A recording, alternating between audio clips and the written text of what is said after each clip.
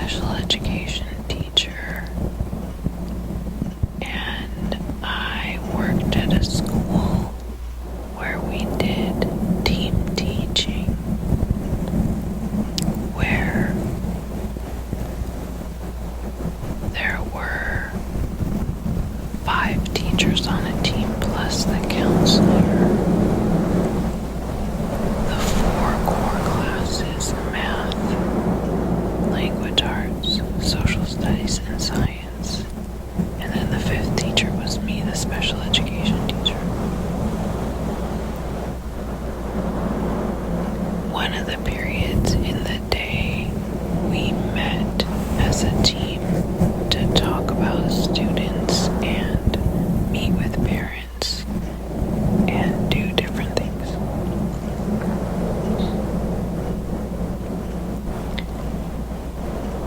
The teacher that the story is about was the language arts teacher, and I'll call her Marcy.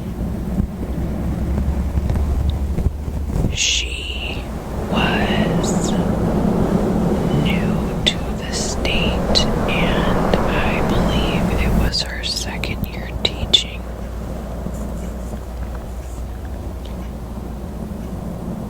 She had moved from, in her words, a podunk town.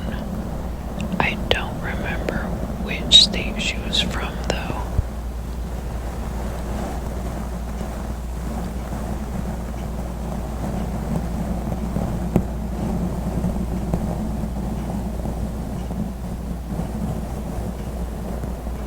She was about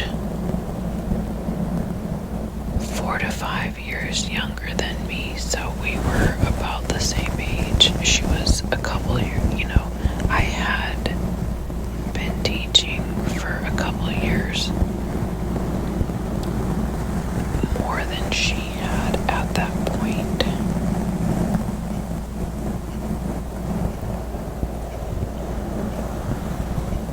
My job as the special education teacher on the team, I went into the other teachers' classrooms and supported students and the teacher with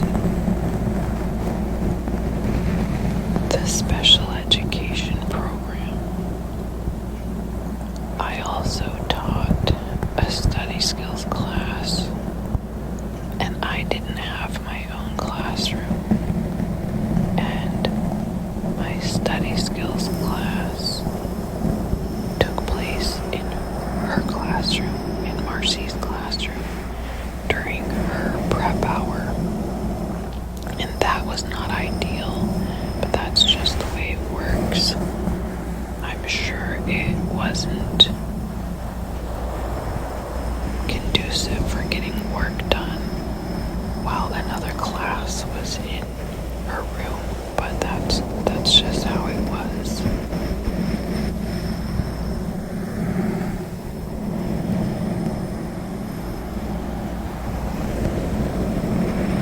So I was on a team with Marcy. I don't remember if I mentioned we were 8th grade teachers.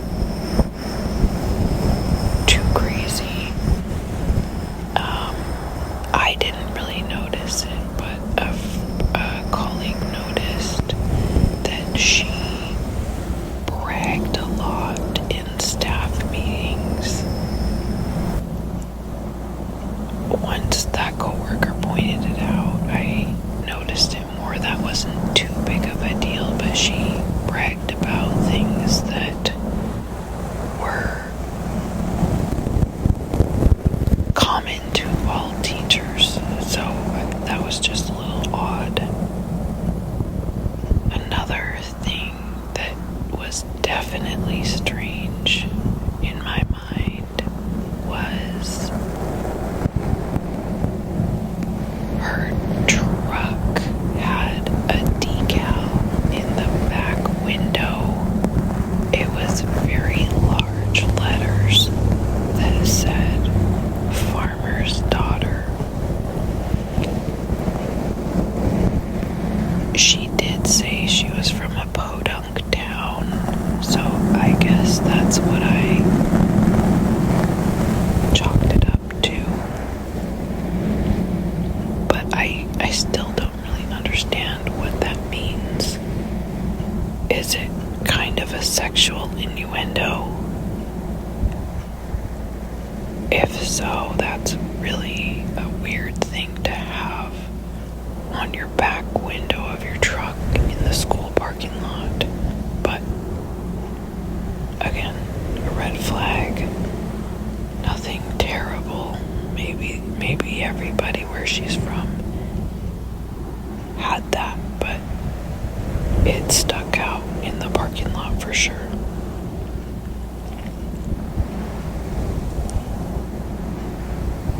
In the classroom, I will say, as far as teaching language arts, she was good with teaching language arts. That wasn't an issue.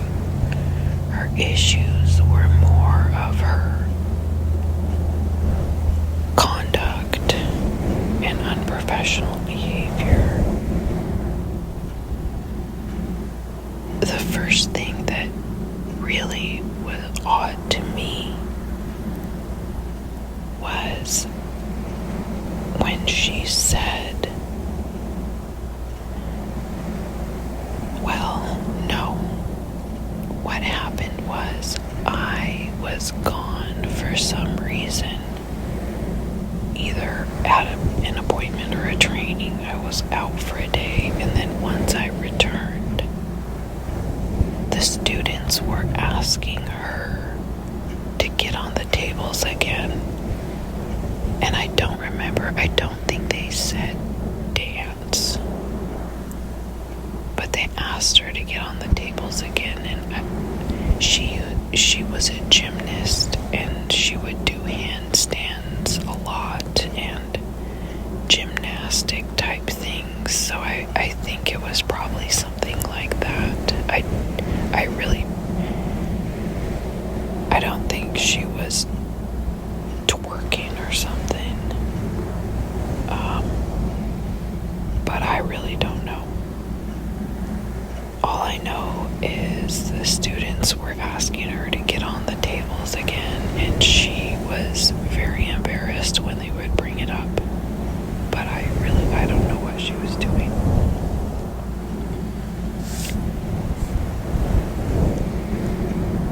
In the classroom, she would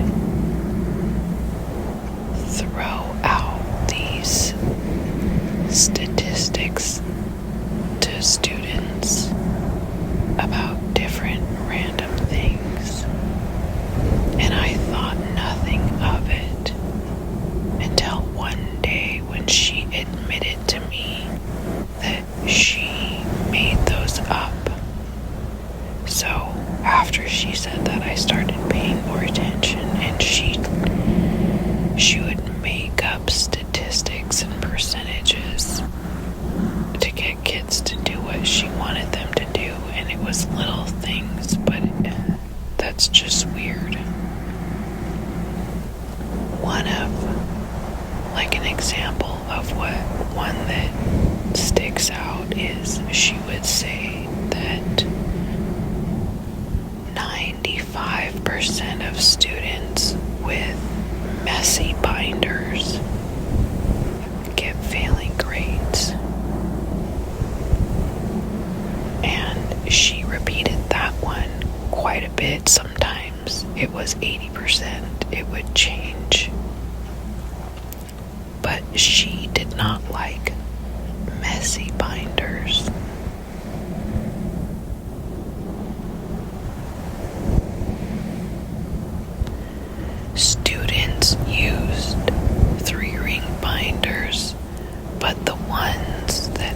zipper around the outside, and they use one of those for all of their classes.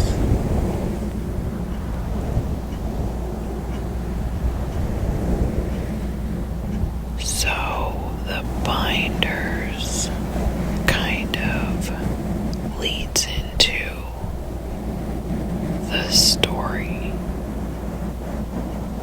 So I mentioned that my study skills class was taught in her classroom. There was one particular student that was in my study skills class that was also in her language arts class. And this student had a very messy binder. But a lot of students had messy binders. I mean, most of them did. I'll call this student Will or William. He was a difficult student, but not really that difficult compared to many other students I've had. He was pretty bright, and I really don't know what it was about him that really drove her nuts, but she hated how messy his binder was, and she wanted him to clean it up, and he didn't care. And the thing is he got his work in. Even though it was messy, it worked for him. I didn't have an issue with it because he was getting his work in. It didn't look good, but it worked for him. So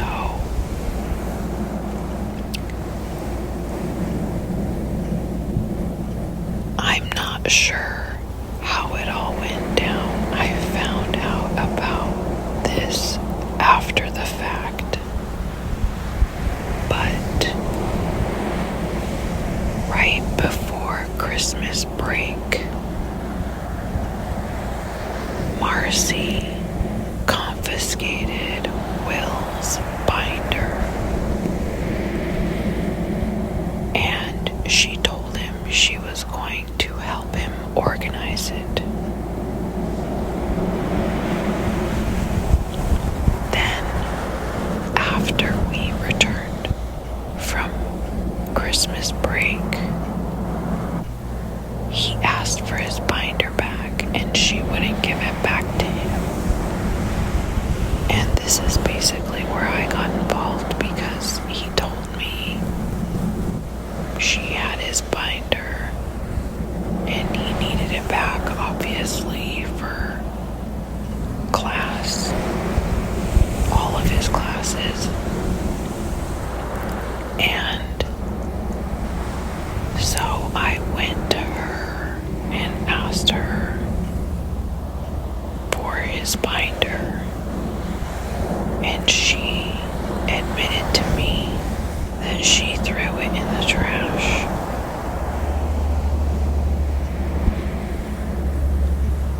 I have no idea what made her think that that was a good idea. This is where one of the things where she was unhinged.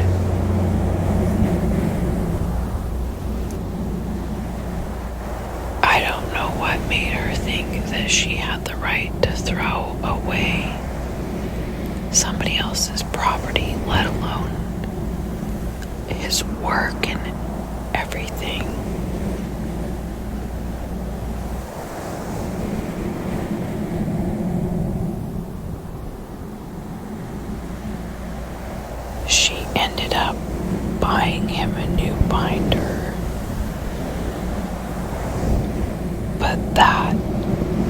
baffles me to this day.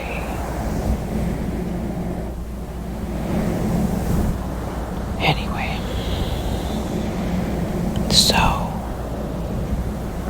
time goes on and Will is moved from my study skills class to an elective of his choice because his mother told him if his grades were good, he didn't have to stay in that class, and his grades were good, so she called the counselor, who then moved him to a different elective. It was completely out of my hands. One day he was in my class, the next day he was gone. I had nothing to do with that schedule change. But Marcy was not happy with that. Remember, my study skills class is in her classroom during her prep period, so she noticed right away that that student was gone.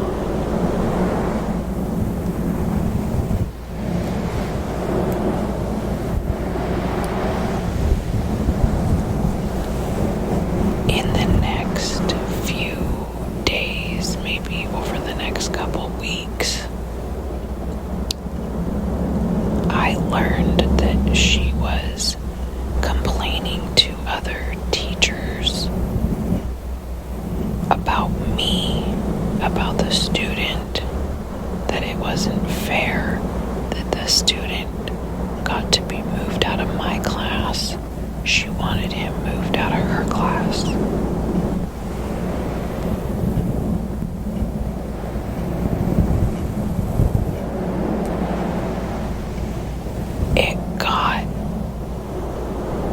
The whole situation came to a head when one day the counselor on our team came to me and told me that Will's mom called the principal because the previous Friday evening, Marcy called Will's mom to complain about her son's schedule change. That it wasn't fair that he still was in her class. And she wanted him out. And she was complaining about me. And the mom waited until it was a Friday evening, so after the weekend, the mom called the principal, and so then the principal let the counselor know, and then the counselor let me know. And so at that point, I went and confronted Marcy because it is completely inappropriate for her to be contacting a parent about complaints about their child. And myself, and all of it is just insanely inappropriate and unprofessional.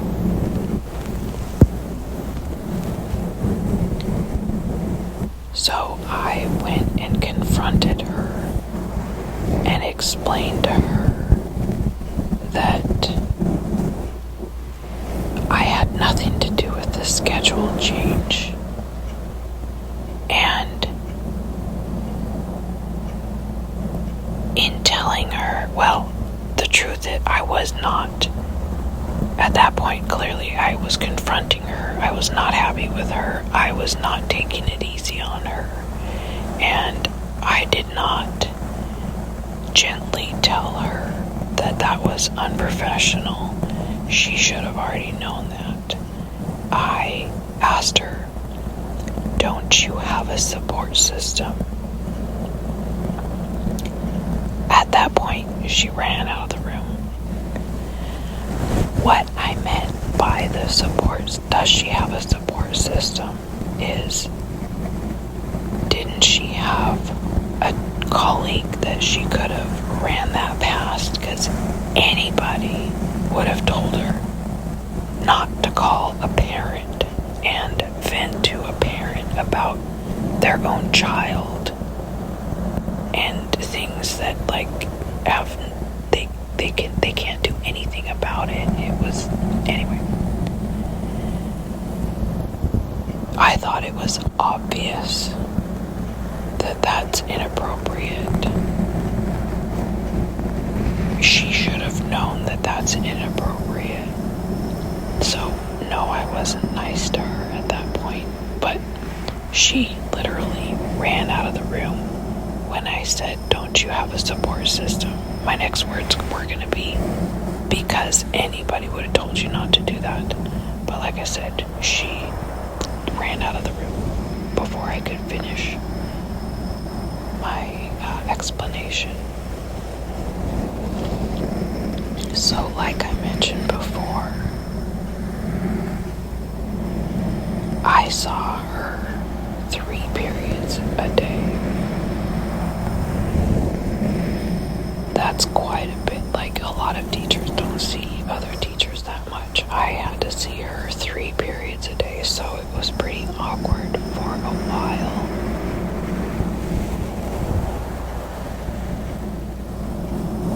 And then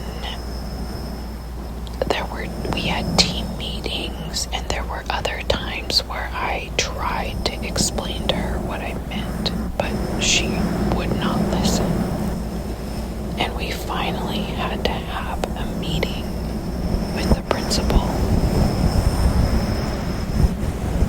It was at the end of the school day or after school, after the students were gone, and we were supposed to be discussing what to do with the student Will moving forward.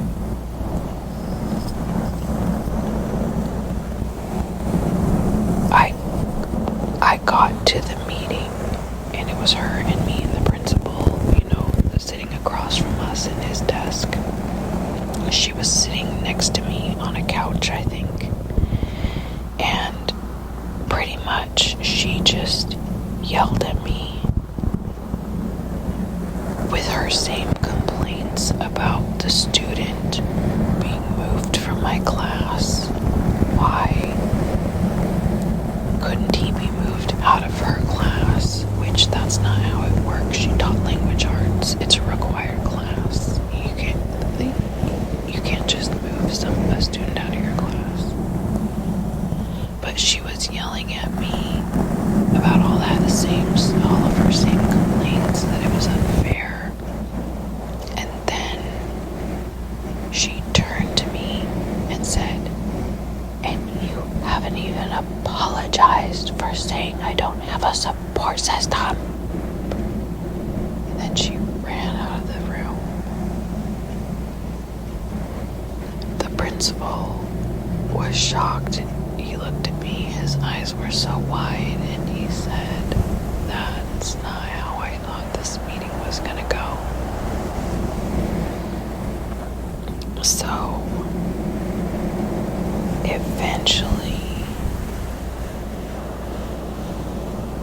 eventually I just had to corner her and explain to her what I meant, that a support system of colleagues that she could talk to, because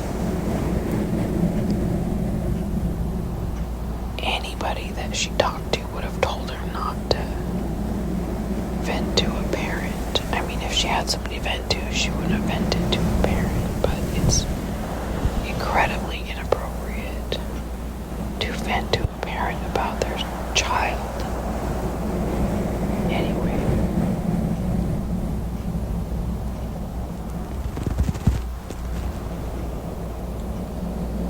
So that's pretty much everything involving the student.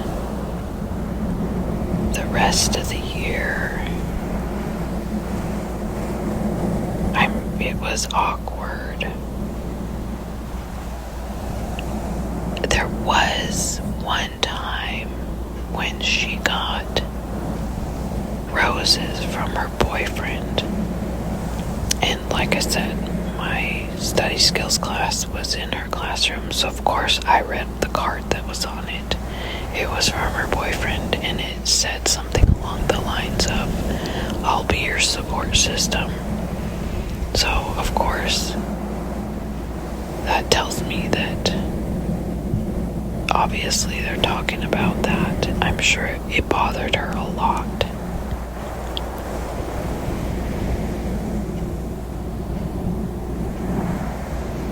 And then at the very end of the year, we had a staff lunch at a outdoor restaurant. It was on a deck outside, and we were able to bring spouses or whomever, kids, spouses, partners, whatever.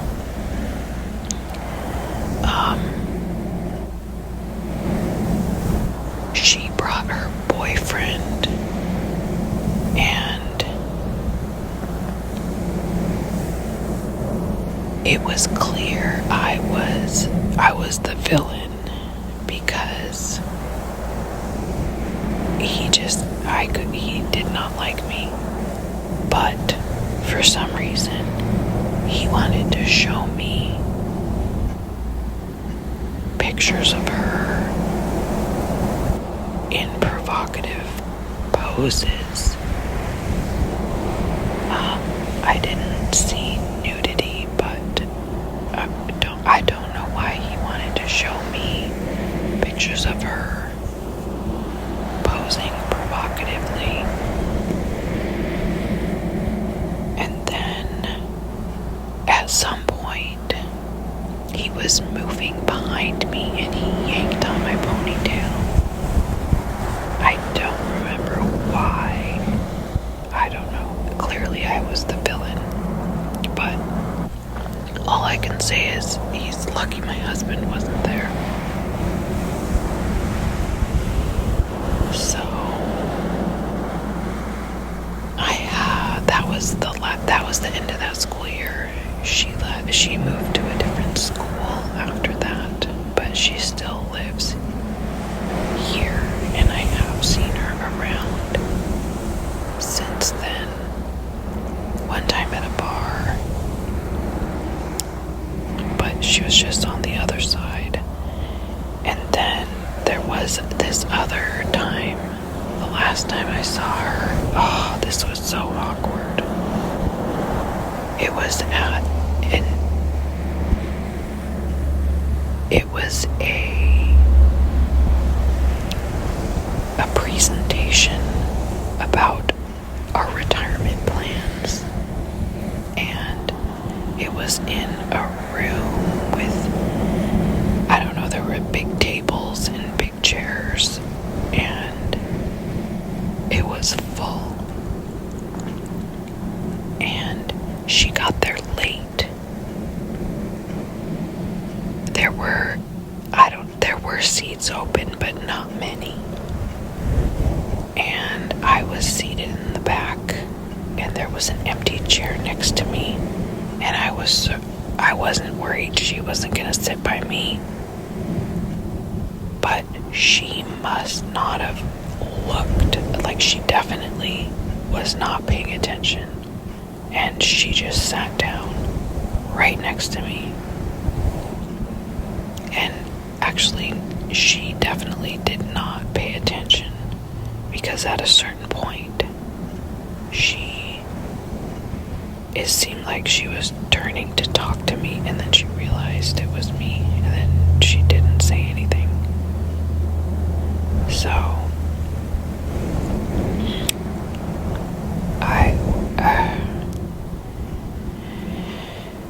that was my unhinged coworker, but I really feel bad about the parent getting that phone call from her that night and then having to wait all weekend before she could talk to anybody about it. That was the worst part.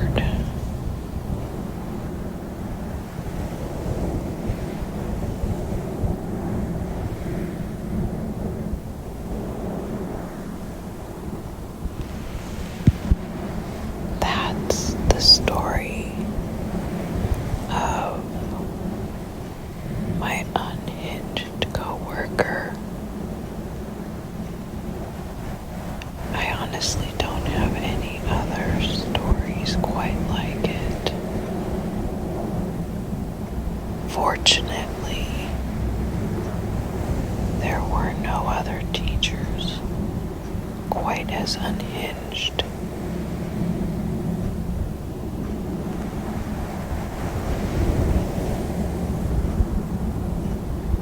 If you're still awake, I'm going to do a countdown for sleep.